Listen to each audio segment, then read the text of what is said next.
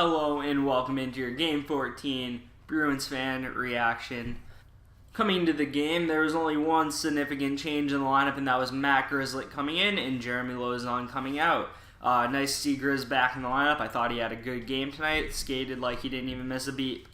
Interesting move by Bruce Cassidy tonight was to not roam the hot-handed Yaroslav Halak and put Tuukka Rask back in the net against former Bruins backup goaltender Anton Khudobin. I like Khudobin a lot, but with the signing of Halak, I'm not missing him much lately.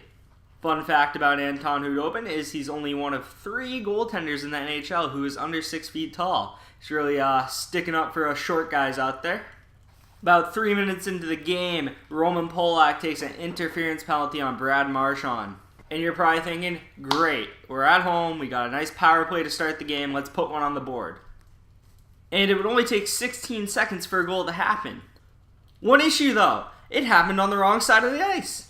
Roddick Fox on the penalty kill, gets the puck, takes it down the left boards, off-angle shot, shoots it, might have hit Torrey Krug's stick, but it doesn't matter from this distance, and it beats Tuukka Rask on the glove side. And Tuukka, what are you doing, man? This is not good. You're making Bruce look bad only 3.5 minutes into the game. Another game where Tuukka just lets in a terrible goal. You hate to see it, and you would have to ask yourself at this point in time, how would the rest of the night go, and would we see Halak later? One thing to note, though, even though Dallas scored and put themselves up 1-0, the Bruins still had a decent amount of time left on the power play.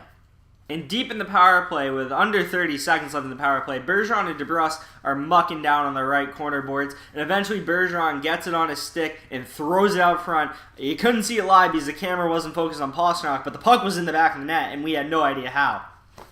Well, it turns out that the guy who leads the NHL in goals, David Pastrnak with 12, has a pretty good shot, and if you blink, you might miss it, and if the cameraman doesn't show it, you're definitely missing it. And Bergeron throws it out front, and David Pastrnak just puts a bullet past Khudobin. No chance for any keeper on that one. And the Bruins tied up 1-1, so the power play is basically null and void. That was a great response to letting up a shorthanded goal, quick response to letting up a shorthanded goal, and it probably took a lot of pressure off of Tuukka Rask, and I definitely think it took a lot of pressure off of Tuukka Rask to not let another scoring chance up in this period.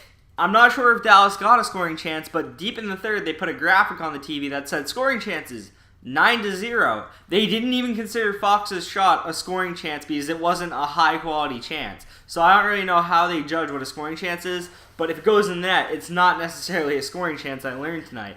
And the Bruins go to the break 1-1, completely dominating the game, just with a little hiccup by Tuukka, but it looked like the Bruins were in optimal form tonight.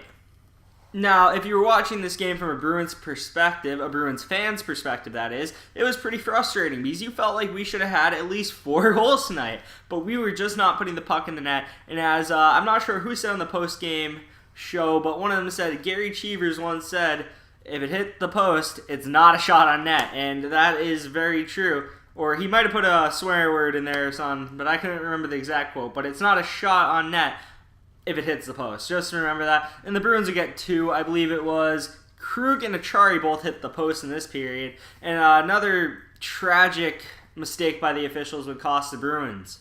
So the Bruins have the puck in Dallas' zone. Dallas is not having a good period. They're getting absolutely destroyed, but no pucks are going in the net. And finally the puck comes to the point. Shot from the point from the Bruins defenseman.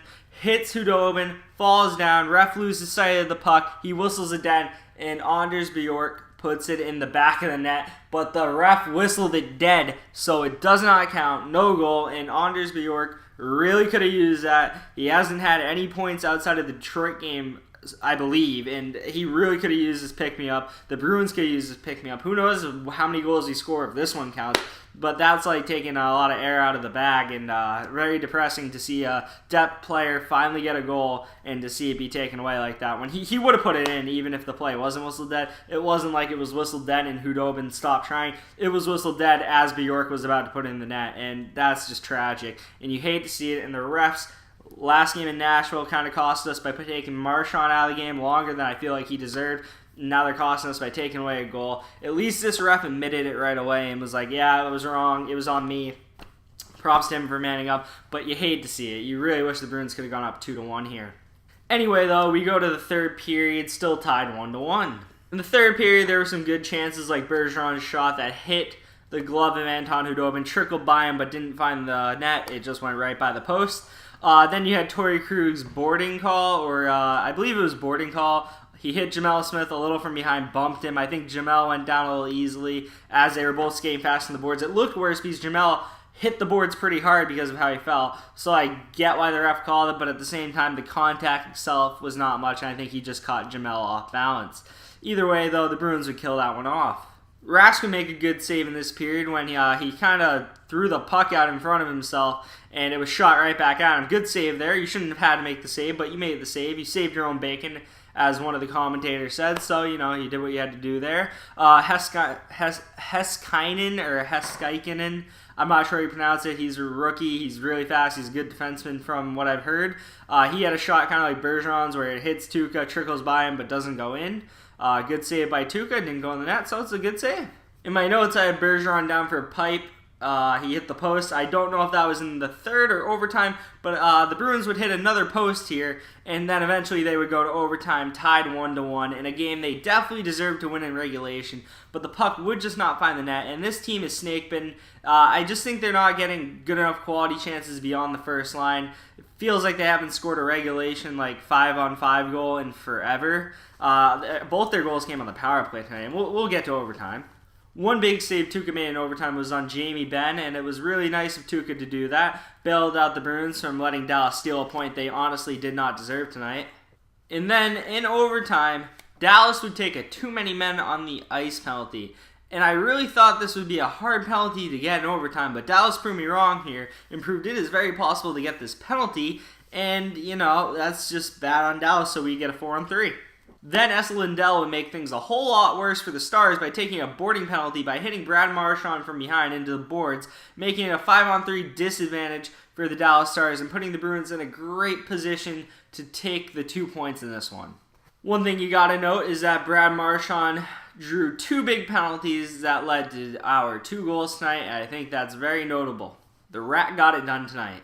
And not only would he draw 2 penalties, he would come in clutch, Mr. Overtime himself, with the game winner. He'd be working by himself in the low corner, slowly creeps towards the net, kind of just, no one comes at him, and eventually he just decides, I'm going to take a shot, and he shoots it low on Hudobin on the far side and squeaks it by him for the 2-1 Boston Bruins victory to push us to 8-4-2. Now, what can I say about the game? From a Bruins fan's perspective here, it was kind of a rough game to watch because you felt like they deserved so many more goals than they got. You really felt like this game should have been like a 5-1. They should have blown it open, really, but they just couldn't get the goals to blow it open. A 5-on-5, they weren't as good as they could have been with creating quality chances, but they had 35 shots to Dallas's 25. It felt like they were just dominating play for most of the game. Yeah, Dallas had a few good chances, but besides that one bad goal Tuukka let up, pretty solid tonight, stopping 24 of 25 shots. Anton Hudobin, you gotta take your hat off for him. I like Anton Hudobin. I don't think anyone watching this video who's a Bruins fan dislikes Anton Hudobin, and he had a great night tonight, stopping 33 of 35 shots. Depth scoring, you want to see more of it. Sadly, the Anders Bjork goal, I know I pronounced the name somewhat botchy, but you know who I'm referring to. And you hate to see that goal that he got taken away, and they deserved it. That shift deserved a goal. They got the goal, but sadly the ref made a little bit of a mistake there and he didn't get it. End of the day, it doesn't matter though because we got the 2 points anyway. Dallas getting that 1 point doesn't affect us because they're not in our conference, so who cares what their points are as long as we get the 2 we deserve. Interesting little thing here, John Moore led the defenseman by a considerable margin. I think like 2 or 3 minutes. He had 25 minutes and 53 seconds of ice time. That's a lot for John Moore. John Moore has been solid, and I know he's a new guy, so people want to see more out of him, but he's just been solid. And the Bruins are one of the best defensive teams in the NHL. I believe only letting up 1 goal tonight puts them in the top 3 for least goals against in the NHL per game. And if they can get that scoring up there, and if they can move the needle on that, they're going to be a very hard team to compete with, as Dallas found out tonight. It is not easy to score on this team. Puck transitions by the Bruins out of their own zone tonight were on point. They really did a good job with that, and that's why Dallas struggled to get more than 25 shots, which isn't a whole lot in today's NHL. As for what's next, the next team in the Bruins headlights is the Vancouver Canucks for the second and final time of the year. Hopefully we can avenge that overtime loss that we had earlier about two and a half weeks ago, something like that. Felt like we outplayed Vancouver, but kind of like in this game, we couldn't score in that one either, even though we felt like we were controlling the play. The only thing that was different was Vancouver broke through in overtime instead of Dallas doing it to us. That would have been pretty painful to let Dallas do that like Vancouver did that. So hopefully the Bruins can find their scoring touch in that game. And Vancouver is having a better start than people expected, but at the end of the day, there is a talent gap, even though that Pedersen kid's pretty good, or Peterson, however he wants to pronounce it. So that should be a fun game because we didn't get to see him last time because he was dealing with a concussion. So I'm very looking forward to seeing him play. Plus, I like Brock Besser too. He's a college hockey player. I support the college players more than I support others. Yeah, big picture though, the Bruins are kind of wait and see because it's only 14 games, not a huge sample. But I'd like to see in these next 6 games or so, once we get to 20, I think I may be a little concerned if the depth scoring doesn't pick it up. Because we only have 4 forwards above 4 points. We only have 1 at 4 points. And that's Jake DeBrusk, who actually got his first assist tonight, which is kind of insane to think it took him 14 games playing consistent second-line minutes to get that first assist. But either way, I'm going to give it a few more games before I get more critical of that, because I'm already critical if you watch me. You know I've been talking about depth scoring forever. But that's about all I have for this game.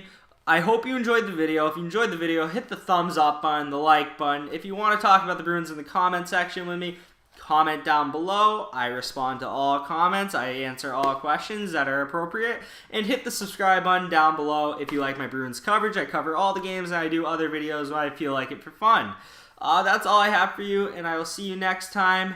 Peace.